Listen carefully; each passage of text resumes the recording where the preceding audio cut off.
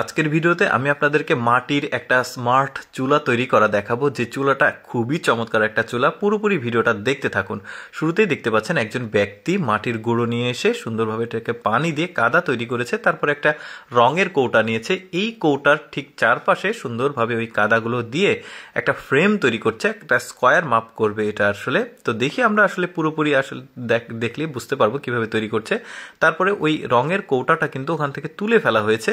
তারপরে যেটা করা হবে, চারদিক দিয়ে যেহেতু স্কোয়ার মাপটা হবে, অপ্রয়োজনীয় যে কাদা আছে সেই কাদাটাকে তুলে ফেলা হয়েছে। এবার ওই যে পেনি আছে, মানে রাজমিস্ত্রিরা আসলে যেটা দিয়ে কাজ করে সেই পেনিটাকে ব্যবহার করেছে, আর এক পাশে কেটে দিল কাদাটাকে। ওই দিক দিয়ে আসলে ছাই বের করবে, যেটা জ্বালানির অপ্রয়োজনীয় অংশ ছাই, সেটা বের করবে। তো যাই হোক, এরপরে ওই বড় যে ফাঁকা অংশটা ছিল ওইটার উপরে রড দিয়েছে, মানে চিকন চিকন রড। তার উপরে কিন্তু আবার ওই রঙের কৌটাটা দেওয়া হয়েছে।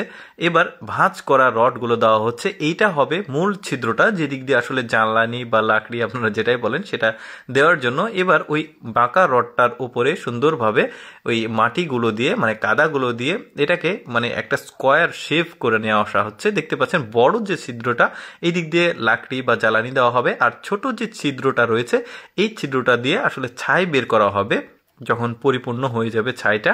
তো এরপরে দেখতে পাচ্ছেন একটা মানে স্টিলের একটা রড ব্যবহার করছে, জিনিসটাকে আসলে মানে খুব সুন্দরভাবে প্লেন করার জন্য, মাপটা ঠিক রাখার জন্য, যাতে চারিদিকে আসলে সমান হয়।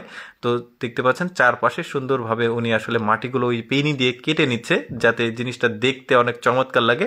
মোটামুটি 70% আসলে কাজটা হয়ে গেছে। এই যে রঙের কৌটাটা দেওয়া হয়েছে, এখন রঙের কৌটাটা তুলে নিল।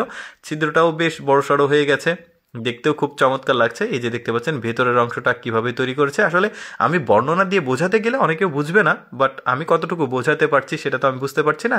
আপনারা যদি একটু ভালোভাবে জিনিসটাকে লক্ষ্য করেন তাহলে কিন্তু বুঝতে পারবেন যে অ্যাকচুয়ালি চুলাটাকে কিভাবে তৈরি করা হচ্ছে। এই যে দেখতে পাচ্ছেন মোটামুটি চুলাটাকে কমপ্লিট হয়ে গেছে। এখন চুলাটা শুকানোর পর এই যে দেখতে পাচ্ছেন জ্বালানিটা দেওয়া হচ্ছে কাঠ, তারপরে আগুনটা দেওয়া হচ্ছে। সুন্দরভাবে চুলাটা কমপ্লিট হয়ে গেছে, আগুন জ্বলছে। উপরে ওই যে মানে চুলাটা বসানোর জন্য সেটা হয়তো বা বানিয়ে নিয়েছে লোহা দিয়ে। এরপরে দেখতে পাচ্ছেন একটা জাস্ট পরীক্ষামূলকভাবে মানে ভুট্টা সেদ্ধ করছে উপরে।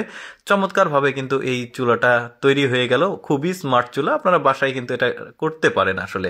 তারপরে এই চুলাটা দেখুন, এই চুলাটাও বেশ চমৎকার, মানে ওই প্রায় একই ক্যাপাসিটির, বাট এইটার স্ট্রাকচারটা কিছুটা আলাদা। মানে দেখতে পাচ্ছেন ইট দিয়ে তৈরি এটা। আবার এই যেখানে একটা মানে ওই যে লাকড়ি দেওয়ার যে জায়গা সেটা আছে, আর উপরে এখানে রান্না হবে। এটাকে টাইলসও ব্যবহার করেছে উপরের জায়গাতে, বেশ চমৎকার। দর্শক, আমি সবসময় চেষ্টা করি আপনাদের সামনে কিছুটা এক্সেপশনাল ভিডিওগুলো উপস্থাপন করার। এইরকম এক্সেপশনাল ভিডিও প্রতিদিন দেখতে আমাদের লেটস গো ফেসবুক পেজটি ফলো রাখতে পারেন। আজকের ভিডিওটি কেমন লাগলো কমেন্ট করে জানাবেন।